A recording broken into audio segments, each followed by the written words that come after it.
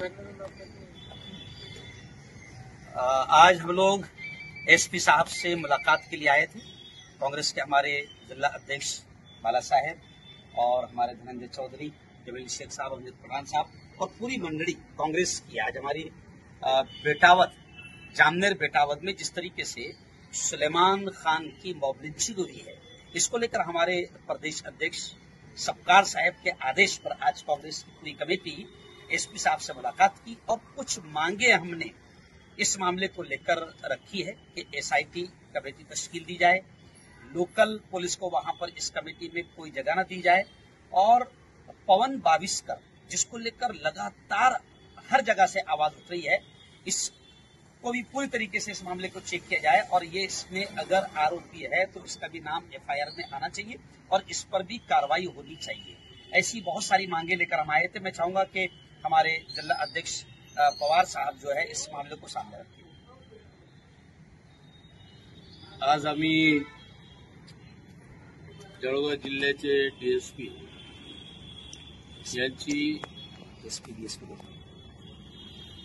यांची बेटावत इथे जी घटना घडली, जे काही मॉब लिंचिंगचा प्रकार झाला, त्याची मागणी आणि काही मागण्या करण्यासाठी या ठिकाणी उपस्थित आहे। बेटावतच्या बाबतीमध्ये महाराष्ट्र प्रदेश काँग्रेस कमिटीचे अध्यक्ष माननीय हर्षवर्धन सपकाळ साहेब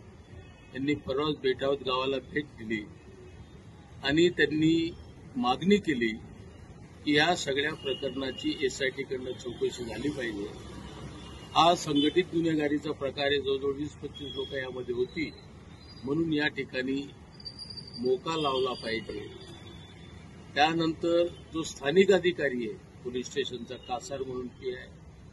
यांच्या बाबतीत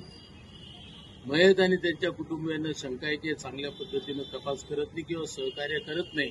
किंवा कुणाच्या तरी दडपणाखाली काम करतोय, म्हणून त्यांची तात्काळ त्यांच्याकडनं तपास काढून घेण्यात यावा अशा प्रकारची मागणी या ठिकाणी आम्ही सर्वांनी केली। आणि खास करून हा जो तपास आहे हा एखाद्या आयपीएस दर्जाच्या अधिकाऱ्यामार्फत केला गेला पाहिजे अशा प्रकारे आम्ही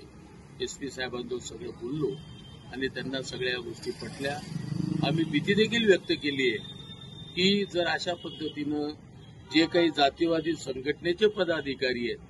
त्यांना जर याच्यातनं आपण मोकळं ठेवलं तर भविष्यात ते फार मोठे गुन्हेगार म्हणून राहतील आणि जिल्ह्यासाठी कुठा जो डोक्याला ताप होणार आहे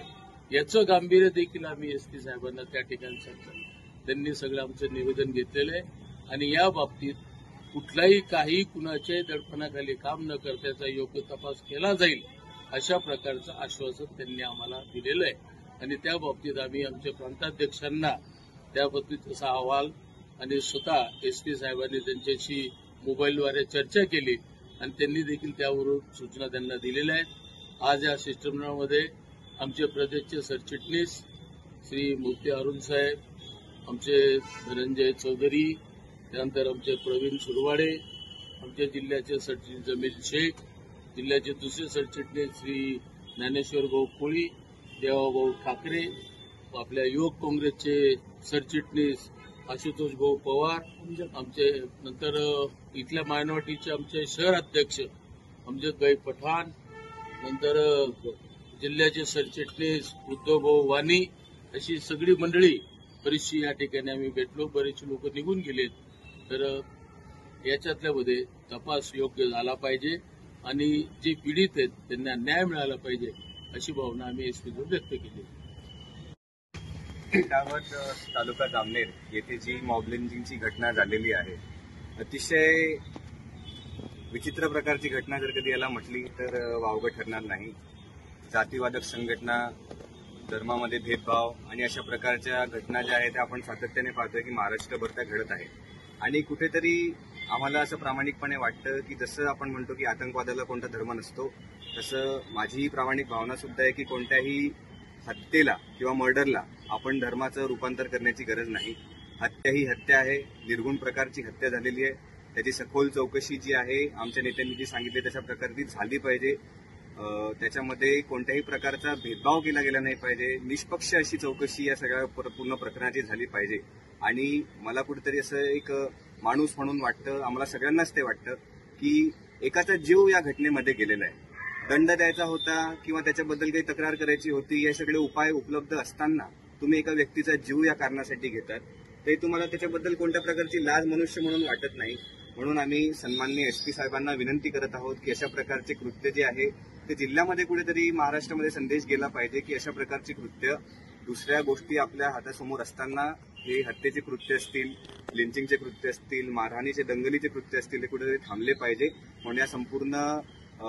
घटनेची सखोल चौकशी झाली पाहिजे आणि ज्या ज्या लोकांनी याच्यामध्ये भाग घेतलेला असेल त्यांना त्याच्याप्रमाणे दंड सुद्धा झाला पाहिजे आणि जो व्यक्ती मृत झालेला आहे त्याच्या परिवाराला न्याय सुद्धा भेटला पाहिजे, अशी आमची सगळ्यांची इथे विनंती आहे.